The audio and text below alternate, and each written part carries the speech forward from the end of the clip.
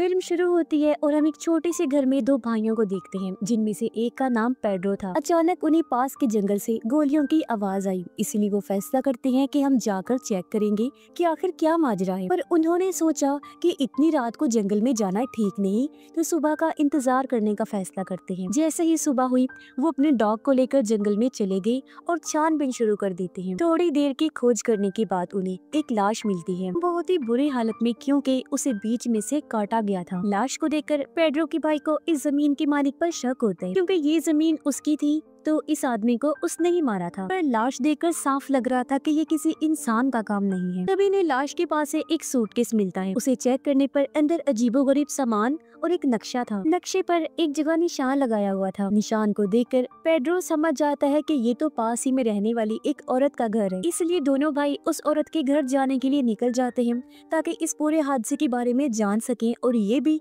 कि ये मरने वाला आदमी कौन था। औरत के घर पहुंचकर जब इन्होंने पूछा तो पता चला कि वो आदमी दरअसल एक क्लीनर था, जिसे वैसे तो आमतौर पर प्रीस्ट कहते हैं, पर मूवी में उसे क्लीनर कहा गया है, जो इवल यानी कोई बुरी ताकत जैसे डीमन, शैतान वगैरह भगाने का काम करती। औरत कहती है कि मैंने उस क्लीनर को इसलिए अपने घर बुलाया था ताकि वो मेरे बेटे को खत्म कर सके, क्योंकि मेरा बेटा पिछले काफी टाइम से एक रॉटन बन चुका है, यानी उसका जिस्म पूरी तरह सड़ चुका है। दरअसल उसे एक इवल स्पिरिट, किसी बुरी ताकत जैसे कि डीमन वगैरह ने पोजेस्ट कर लिया था, यानी अपने कंट्रोल में कर लिया था। इस वजह से उसका जिस्म काफी मोटा हो गया था, तो ऐसा जिस्म रॉटन बन जाता है जो बस बिस्तर पर ही पड़ा रहता है और उसमें से पस निकलती रहती है, क्योंकि शैतान के कंट्रोल में आने से वो आदमी कुछ करने के काबिल नहीं रहता। और इवल शैतान उस इंसान को तब तक तड़पाता रहता है जब तक कोई क्लीनर या कोई और इंसान उसे मार ना दे। पर अगर कोई दूसरा इंसान इस रॉटन को खत्म करता है तो वो इवल आत्मा उस मारने वाले इंसान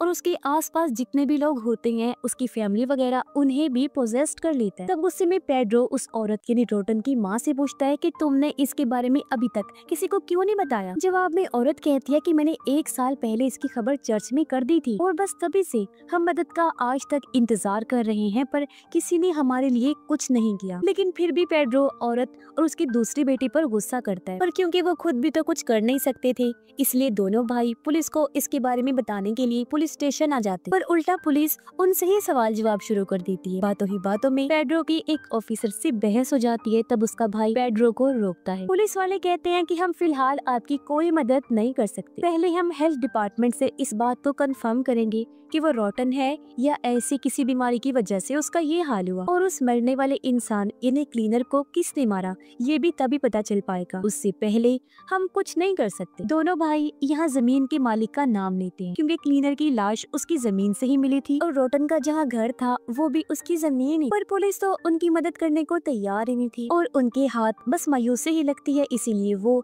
खुद ही जमीन के मालिक से जा मिलते हैं, उसे रॉटन और क्लीनर की लाश के बारे में बताते हैं। अब यहाँ जमीन के मालिक की बातों से हमें पता चलता है कि हर कोई उस पर शक क्यों करता है। दरअसल वो रॉटन और उसकी फैमिली जबरदस्ती इस मालिक की जमीन पर रह रही थी, जो बात उसे बिल्कुल पसंद नहीं, जिससे सबको ये लगता है कि जमीन के मालिक ने ही उस क्लीनर को मार दिया ताकि वो रॉटन के घर जा ना पाए और रॉटन इसी हालत में रहे। पर वो जमीन का मालिक नहीं, कोई और ही है जो इस सब के पीछे था, जो नहीं चाहता था कि क्लीनर रॉटन के घर पहुँचे और उसे मार दिया। पर जमीन के मालिक को रॉटन वाली बातों पर यकीन नहीं था। उसे लग रहा था कि ये कोई साजिश है ताकि मुझसे मेरी जमीन छीन ली जाए। अब इस बात से गुस्सा होकर जमीन का मालिक रात को रॉटन को मारने के लिए चला जाता है, पर रॉटन की माँ उसे ऐसा करने से मना करती है, क्योंकि वो क्लीनर नहीं है, आम आदमी है। तो अगर उसने रॉटन को मार दिया तो इवल जमीन के मालिक और रॉटन की फैमिली को भी अपने कब्जे में ले लेगा और उन्हें भी ऐसे ही तड़पाएगा, क्योंकि रॉटन के अंदर जो इवल आत्मा है वो लोगों के डर के साथ खेलती है, उनके डर को उन्हीं लोगों के खिलाफ इस्तेमाल करके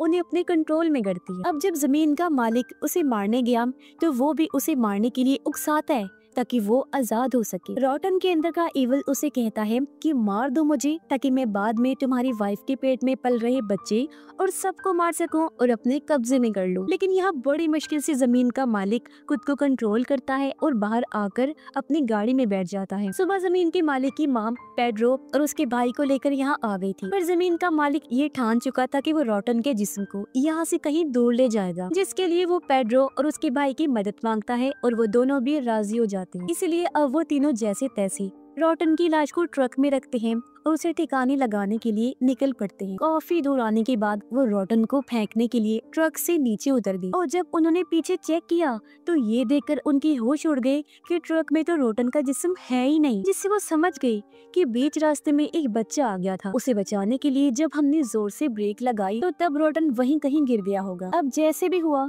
जमीन का मालिक तो यही चाहता था कि उसके जिस्म को ठिकाने लगा दिया जाए और अब वो काम होते ही वो तीनों अपने घर आ जाते हैं। सुबह जमीन के मालिक की वाइफ अपनी बकरियों को देखकर चिल्लाने लगती है। उसकी आवाज सुनकर वो बाहर आया। तब उसकी वाइफ बकरियों की तरफ इशारा करके एक अजीब बकरी दिखाती है जो उल्टी सीधी हरकतें कर रही थी और उसे ऐसे करते हुए जमीन के मालिक ने भी नोटिस कर लिया था। उसे देखने से साफ लग रहा था जैसे उसे शैतान ने पोजेस्ट कर लिया है, जो देखकर जमीन का मालिक बकरी पर गन तान लेता है और बकरी के हाव भाव देखने से लग रहा था जैसे उसके अंदर का इवल कह रहा है कि मुझे शूट करके मार दो, जिसके बाद मैं तुम्हारी फैमिली को खत्म कर दूंगा। और इस बार जमीन का मालिक अपने गुस्से पर काबू नहीं कर पाता और वो कर बैठता है जो उसे नहीं करना चाहिए था, यानी वो बकरी को सच में शूट करके मार देता है। यानी उसने वही कर दिया जो वो इवल चाहता था और अब एक जिस्म से आजाद होकर दूसरे में इवल जा सकता था और अब वो चला जाता है जमीन के मालिक की वाइफ के जिस्म में। वो शैतान से पोजेस्ड होकर जमीन के मालिक पर कुल्हाड़ी से हमला कर देती है जिससे उसकी मौत हो गई। ऐसा करने के बाद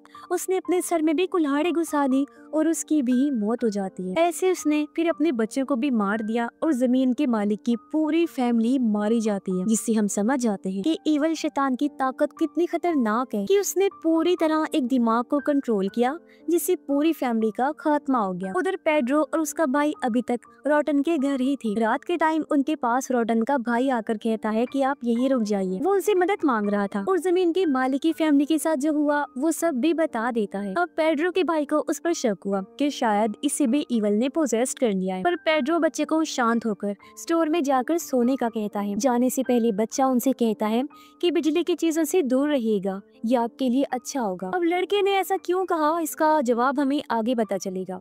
अब कहीं न कहीं पेड्रो और उसके भाई को आने वाले खतरे की भनक हो गई थी, इसलिए वो सुबह ही इस जगह को छोड़ने का फैसला करते हैं। साथ ही पेड्रो अपने भाई को कहता है कि हम अपना सारा सामान यहीं छोड़कर जाएंगे ताकि हमारे साथ इवल का जरा सा हिस्सा या असर उस जगह तक ना चला जाए जहां हम जा रहे हैं। अगली सुबह पेड्रो अपनी एक्स वाइफ जिसे वो छोड़ चुका था उसके घर जाकर अपने कपड़ों को आग लगाकर जला देता है और उसकी एक्स वाइफ पेड्रो से लड़ने लगती है, कहती है कि तुम अब क्यों मेरी जिंदगी बर्बाद करने आ गई हो। इसी बीच हमने देखा कि पेड्रो की एक्स वाइफ की बेटी पर उनका डॉग हमला करके उसे अपने साथ बाहर ले जाता है। दरअसल पेड्रो के कपड़े जलने से पहले डॉग ने वो चाट लिए थी जिससे इवल डॉग को पोजेस्ट कर लेता है। अब पेड्रो की वाइफ का हस्बैंड अपनी बेटी और डॉग को ढूंढने बाहर जाता है। पेड्रो उसे कहता है कि कुछ भी हो जाए पर डॉग को शूट मत करना, पर जाहिर सी बात है ऐसी सूरत हाल में इंसान का दिमाग कहाँ काम करता है। इसलिए जब पेड्रो देखने बाहर गया तो उसकी एक्स वाइफ के हस्बैंड ने डॉग को शूट करके मार दिया था, जिससे दिल ही दिल में पेड्रो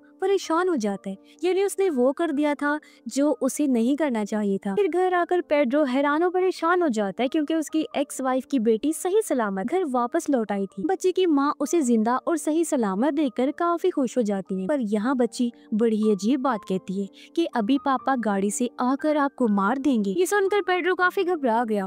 वो गैराज से गाड़ी लेकर अपने दोनों बेटों को गाड़ी में बिठाता है और यहाँ से निकलने वाला होता है, पर तभी उसने देखा कि मेरी एक्स वाइफ का हस्बैंड गाड़ी लेकर आया और उसने उसकी वाइफ को टक्कर मार दी, जिससे ऐसा लग रहा था कि वो मारी गई। पर ये चीज देखकर बच्ची घबराई नहीं बल्कि हंसने लगती है क्योंकि बच्ची को भी इवल ने पोजेस्ट कर लिया था। फिर उसके डैड को किया और उसने अपनी वाइफ को भी मार दिया था, जो देखकर पेड्रो अपने बेटों को लेकर फौरन निकल गया और अपनी मॉम के घर आ जाता है जहाँ उसका भाई भी पहले से ही आ चुका था। और अब पेड्रो अपनी माँ और भाई को भी गाड़ी में बिठाता है और टाउन से निकलने के लिए वो लोग निकल पड़ते। रास्ते में पेड्रो का बेटा अपनी दादी को कहता है कि हमें पोजेशन और पोजेस्ट होने के बारे में तो बताएं। तब दादी कहती है कि इस पोजेशन और पोजेस्ट हुए जिस्म से बचने के 7 असूल हैं। पहला ये कि आपको बिजली की चीजों से दूर रहना है, यानी वही बात जो रोटन के भाई ने भी कही थी, तो इसकी वजह ये थी। दूसरा असूल है जानवरों से दूर रहें। तीसरा कि पोजेस्ट हुए इंसान की ऐसी किसी भी चीज को इस्तेमाल ना करें जो उसे सबसे ज्यादा प्यारी हो। चौथा कि उन्हें दुख ना दो। तकलीफ ना पहुंचाओ। 5वां कि ईवल या शैतान को कभी भी उनके नाम से ना पुकारो। 6ठा कि कभी भी पोजेस्ड इंसान को गन से मत मारो। 7वां और आखिरी कि आपको कभी भी किसी चीज से नहीं डरना, हर चीज में बहादुरी का मुजाहिरा करना है, यहाँ तक कि आपको मौत से भी नहीं डरना। अब तभी पेड्रो का दूसरा बेटा, जिसे एक ऐसी बीमारी थी कि वो किसी भी बात का जवाब नहीं दे सकता था, वो अचानक बोल पड़ा और ईवल का नाम लेने लगता है, जिससे वो लोग काफी घबरा जाते हैं। तभी पेड्रो के फोन पर उसकी एक्स वाइफ की कॉल आती है, जो उसकी मॉम के हाथ में था। उसकी कॉल देखकर सभी लोग काफी दंग रह जाते हैं, क्योंकि जिस तरह कार ने उसे टक्कर मारी थी, किसी का भी बचना नामुमकिन था। और ये चीज पेड्रो ने भी देख ली थी कि वो मारी गई है, लेकिन वो फिर भी कॉल उठाता है, जहाँ उसकी वाइफ पेड्रो को बुरा भला कहती है और ये भी कि मैं अपने दोनों बच्चों को लेने जरूर आऊँ। ये सुनकर पेड्रो काफी परेशान हो जाते। वो इस सब का जिम्मेदार खुद को समझ रहा था, साथ ही वो इन चीजों से तंग आ चुका था। तब उसका भाई पेड्रो को समझाते हुए शांत करता है। अब ये लोग टाउन से तो निकल आए थे, पर इनके पास कोई जगह नहीं थी जहाँ ये जा सकते। पेड्रो का भाई उसे बताता है कि यहाँ से कुछ दूरी के फासले पर मिर्था नाम की एक औरत रहती है, जिसे मैं जानता हूँ। हम वहाँ चलते हैं, क्योंकि वो रहने में भी हमारी मदद कर देगी और पैसे भी दे देगी, क्योंकि वो काफी भली औरत है। इसीलिए वो लोग मिर्था के घर जा पहुँचे, जो एक क्लीनर भी रह चुकी है और आज भी वो सारे असूलों पर अमल करती। वो इन्हें अपने घर में रहने की इजाजत दे देती है। पेड्रो का भाई मिर्था को भी वो सब बता देता है जो अब तक इनके साथ हो चुका था। इसी बीच हम पेड्रो और उसके भाई को भी आपस में बात करते हुए देखते हैं और हमें अंदाजा हो जाता है कि उन दोनों भाइयों में बहुत प्यार है। अब आधी रात को पेड्रो की वाइफ वहाँ आई। वो उसके छोटे बेटे को लेकर बालकनी से कूद जाती है। पेड्रो ने भी उसे देख लिया था, उसे रोकने से पहले ही वो कूद चुकी थी और जब चेक किया गया तो वो गायब हो चुकी थी। इसलिए पेड्रो को अपने छोटे बेटे की फिक्र होने लगती है। अब मिर्था, जो क्लीनर होने की वजह से इवल या पोजेस्ड को देख सकती थी, वो पेड्रो के बड़े बेटे को देखकर समझ जाती है कि ये भी पोजेस्ड हो चुका है। वो बताती है कि इवल इसके जिस्म में घुस गया है, पर क्योंकि ये ऐसा बच्चा है जो चुप रहता है, बोलता नहीं, तो इस वजह से इवल अभी तक इसके दिमाग को कंट्रोल नहीं कर पा रहा। इस वजह से इवल बस इसके अंदर कैद है। इसके बाद मिर्था अपने सारे क्लीनिंग के सामान को इकट्ठा करती है, यानी हथियार और जरूरी सामान, और कहती है कि हमें रोटन को खत्म करना ही होगा। पर पेड्रो का भाई कहता है मेरे हिसाब से रोटन खत्म हो गया होगा, तभी तो इतनी ज्यादा पोजेशन हो रही है। एक के बाद एक इवल सबको पोजेस करता जा रहा है। पर मिर्था उसे बताती है कि नहीं, ये जानकारी गलत है, ये चीज ऐसे काम नहीं करती। ये सारी पोजेशन असल में इवल के पैदा होने के लिए हो रही है। पेड्रो का भाई उसे बताता है कि हमने रोटन को कहीं और छोड़ दिया था। मिर्था कहती है कि ये तो सबसे गलत किया तुम लोगों ने। तब पेड्रो कहता है हम कुछ नहीं कर सकते थे, क्योंकि ऐसा करने के लिए हमें जमीन के मालिक ने मजबूर किया था। अब पेड्रो का भाई पेड्रो की एक्स वाइफ और बेटे को ढूंढने, जबकि पेड्रो और मिर्था रोटन को ढूंढने के लिए निकल जाते हैं। अब उनका ये सफर काफी मुश्किल होने वाला था, क्योंकि इवल की पोजेशन पूरे टाउन में फैल गई, जिसके साथ ही इनको सारे असूलों को भी मानना है। यहाँ मिर्था बताती है कि हम जिस भी चीज से डरेंगे,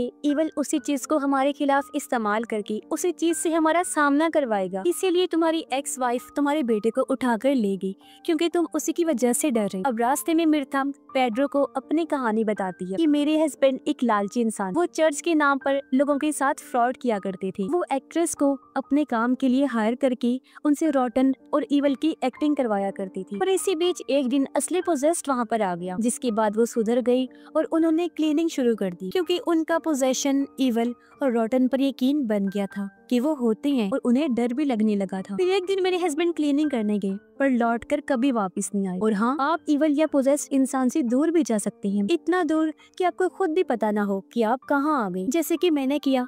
हर चीज छोड़ छाड़ कर मैं अकेली रहती हूँ। दूसरी तरफ हम देखते हैं कि इवल ने पेड्रो के बड़े बेटे को पूरी तरह पोजेस्ड कर लिया है और वो पेड्रो की मॉम से खाना मांग रहा था, जो चीज जाहिर है काफी अजीब थी। अब पेड्रो के भाई को भी पेड्रो की एक्स वाइफ सड़क पर चलती हुई मिल जाती है, जो भी पूरी तरह पोजेस्ड हो चुकी थी, और वो अपने छोटे बेटे का सर खा रही थी। ये देखकर पेड्रो का भाई गाड़ी उसे टकरा देता है, जिससे वो कुचली जाती है, पर इसमें उसकी गाड़ी का एक्सीडेंट होने की वजह से वो भी काफी जख्मी हो गया था। पेड्रो और मिर्था रोटन को ढूंढते हुए एक स्कूल के पास जा पहुंचे, जहाँ उन्हें सभी बच्चे अजीब हालत में बैठे हुए मिलते हैं, जिन्हें देख वो पेड्रो को चुप रहने का इशारा करती है, क्योंकि वो भी समझ गई थी कि इन्हें भी इवल ने पोजेस्ड कर लिया है। इसी बीच हम स्कूल के चारों तरफ अजीब तरह की परछाई को भी नोटिस कर लेते हैं। तब एक बच्ची बच्ची इनके पास आकर कहती है कि रोटन को मेरे डैड उठाकर घर ले गए हैं। दरअसल ये सारे बच्चे पोजेस्ड होने की वजह से उनके साथ झूठ बोल रहे थे उन्हें गुमराह करने की। पेड्रो और मिर्था को स्कूल के एक फ्लोर के नीचे बहुत सारे लोगों की लाशें मिलती हैं, जिनको इन बच्चों ने ही मारकर यहाँ छुपा दिया था और इनके नीचे रोटन छुपा हुआ था। अब मिर्था अपना क्लीनिंग का सामान वहाँ पर सेटअप करती है और पेड्रो को कहती है कि वो नीचे से रोटन को बाहर निकाले। जब पेड्रो उसे निकालने वाला था तो इवल खुद को बचाने के लिए पेड्रो का दिमाग कंट्रोल करने लगता है और तो और उन बच्चों ने चालाकी से पेड्रो को कमरे में बंद कर दिया था। और जब पेड्रो बाहर झांक कर देखता है तो सब बच्चों ने मिर्था को मार दिया था, जो उसकी लाश को घसीट कर ले जा रहे थे। ये देख पेड्रो को गुस्सा आ गया। वो दरवाजा तोड़कर बाहर आया और रोटन को मार डालता है। ये करने के बाद उसे लग रहा था कि मैंने हर चीज का खात्मा कर दिया है, पर ये इवल का खात्मा नहीं बल्कि अभी तो इसकी शुरुआत हुई थी, क्योंकि यही तो इवल या वो रोटन चाहता था ताकि ये जिस्म खत्म होने के बाद मैं आजाद हो सकूं।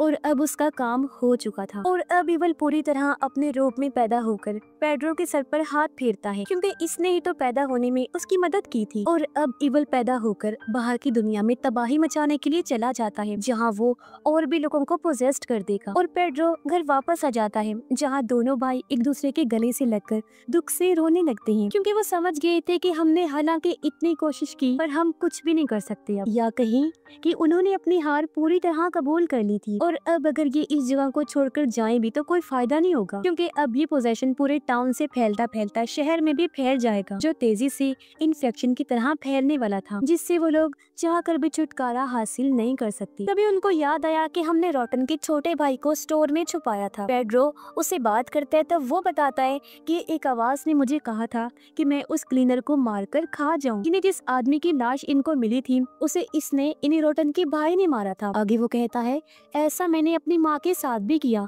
उन्हें भी मारकर मैं खा गया। पेड्रो अपने बेटे को आइसक्रीम खाने के लिए देकर नहाने चला जाता है और वो ये देखकर काफी हैरान रह गया कि वो निशान उसके माथे से जा ही नहीं रहा था जो उसे इवल ने दिया था, यानी वो निशान पक्का पक्का बन गया था। पेड्रो के बेटे को खांसी होने लगी और उसके मुंह से पानी और खून निकलने लगता है, जिसे पेड्रो साफ करने लगा। पर तभी उसने देखा कि उसके मुंह से मेरी माँ के बाल और लॉकेट निकल रहा है, जो देखकर वो डर गया, क्योंकि समझ गया था कि पोजेशन की हालत में मेरे बेटे ने अपने ही दादी को मारकर उन्हें खा लिया। ये देख पेड्रो के तो होश ही उड़ जाते हैं। खुद को संभालते हुए वो बाहर आया और इस सब से काफी दुखी हो जाता है। अब मैं आपको बता देती हूँ कि असल में ये इवल करता क्या है। तो वो किसी एक जिस्म को पोजेस्ट करके उसके अंदर पनाह ले लेता है और टाउन या शहर के लोगों को तब तक मारता रहता है जब तक कोई दूसरा आकर उसके इस पुराने जिस्म को खत्म नहीं कर देता जिसमें वो मौजूद होते हैं, जिससे वो किसी और जिस्म को पोजेस्ट करके उसके अंदर आ जाता है और फिर से लोगों को मारने का सिलसिला शुरू कर देता है, जो उसने इसलिए किया ताकि मरे हुए लोगों से वो ताकत ले सके और इतना ताकतवर बन जाए कि वो पैदा होकर सबसे ज्यादा पावरफुल बन जाए। जो चीज हो भी गई, जब सही मायनों में वो पावरफुल हो गया तो पेड्रो के हाथों उसने खुद को मरवा दिया और पैदा हो गया। दुनिया को तबाह करने के रास्ते पर चल भी पड़ता है, जहाँ अब बस उसका ही राज और कब्जा होगा। और इसी भयानक एंडिंग के साथ ही इस फिल्म की कहानी भी यहीं पर खत्म हो जाती है।